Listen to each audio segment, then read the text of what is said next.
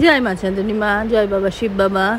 আমি বর্ণালী আপনাদের কাছে এসেছি গল্প করব বলে। একটু আগে আমি গেছিলাম মায়ের বাড়িতে। মায়ের বাড়ি মানে বাগবাজারে মায়ের বাড়ি। আমার দুটো মায়ের বাড়ি আছে, একটা শান্তিপুরে চাঁদনী বাড়ি, ওটাও আমার মায়ের বাড়ি, আর এটাও আমার মায়ের বাড়ি, নিজের মায়ের বাড়ি। তো দুটো বাড়িতে গেলেই খুব শান্তি পায়। এখন আমি আপনাদের সঙ্গে গল্প করব গোপালের মা নামে একজনের কাহিনী। উনি কিভাবে গোপালের মা হয়ে উঠলেন, এটা আমি মহারাজজির মুখেও শুনেছি এবং বইতেও পড়েছি। স্বামী স্বরূপানন্দজির লেখা গোপালের মা। এই গোপালের মা ভদ্রমহিলা, উনি বাল্য বিধবা। তো উনি তখনকার দিনে বাল্য বিধবা, স্বামী কী জিনিস বোঝার আগেই বিধবা হয়ে যেতেন, 5 বছরের মেয়ে। তখন তিনি একটা ছোট গোপাল নিয়ে পুজো করতে শুরু করলেন। পুজো করছেন। তার মনে হচ্ছে যে আমি এত পুজো করি, কিন্তু গোপাল তো কোনো দিন দর্শনও দিলেন না, এলেনও না, তো আমার পুজোটা কি পুরো বৃথা?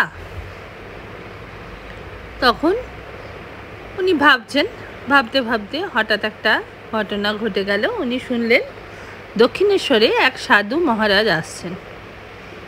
তার খুব ইচ্ছে হলো ওনার সঙ্গে দেখা করার।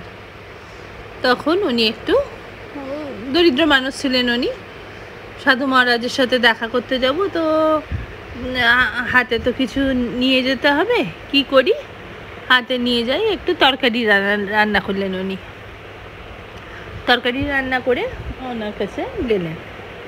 গিয়ে যখন উনি কামারহাটির থেকে যখন উনি দক্ষিণেশ্বরে এলেন, তখন দেখলেন অগণিত লোক।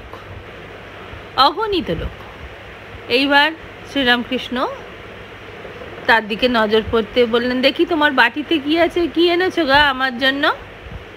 তো এই ভদ্রমহিলা বললেন, কিছুই না, তেমন কিছুই না।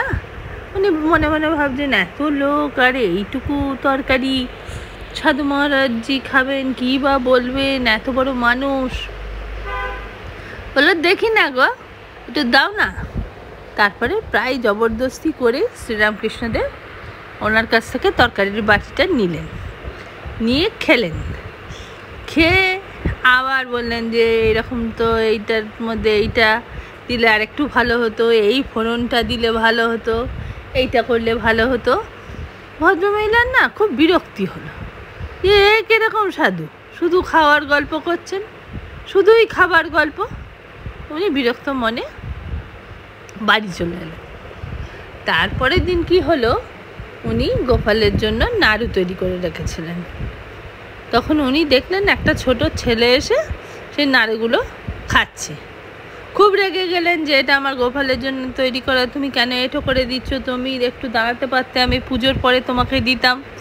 সে আর দেখে কে, বাচ্চাটা চলে গেল। আবার এসছে পরের দিন সঙ্গে একটা গরু নিয়ে।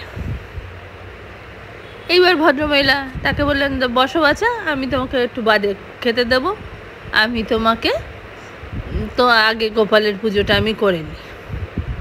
তখন সেই ছেলেটা মিচকে হাসছে, যেমন আমাদের ছোট্ট শ্রীকৃষ্ণ যেমন হাসতেন ওরকম। তখন উনি গিয়ে পুজোর ঘরে দেখলেন অবাক কাণ্ড, কোনো ফলমূল যে কেটে রেখেছেন 10 মিনিট আগে, সেগুলো তো নেই, কে খেলো? তখন ওনার মনে হলো যে এই ছেলেটাই সেই ছেলে, এই করেছে। তখন উনি খুব বিরক্ত হয়ে মানে ওকে পরের দিন বলল, দাঁড়াও, একে তো জব্দ করতেই হবে।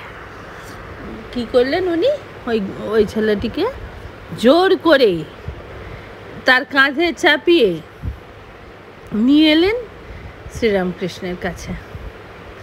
তো শ্রীরামকৃষ্ণের কাছে নিয়ে এলেন, নিয়ে এসে বলছেন যে এই ছেলেটি এত অবাধ্য, এত দুষ্টু, যে আমি বলি যে 10 মিনিট দাঁড়াও বাছা, তো সেই সব শোনে না।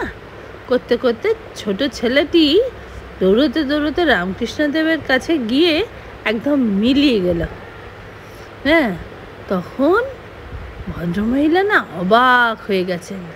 উনি আর দেখতে পাচ্ছেন না রামকৃষ্ণদেব দাঁড়িয়ে আছেন, বাচ্চাটা রামকৃষ্ণদেবের শরীরে মিলিয়ে গেল।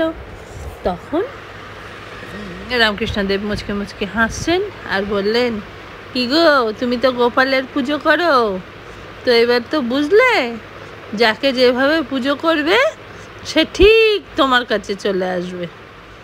তখন সেই গোপালের মা সেই পরের থেকে রামকৃষ্ণদেবের আশ্রমে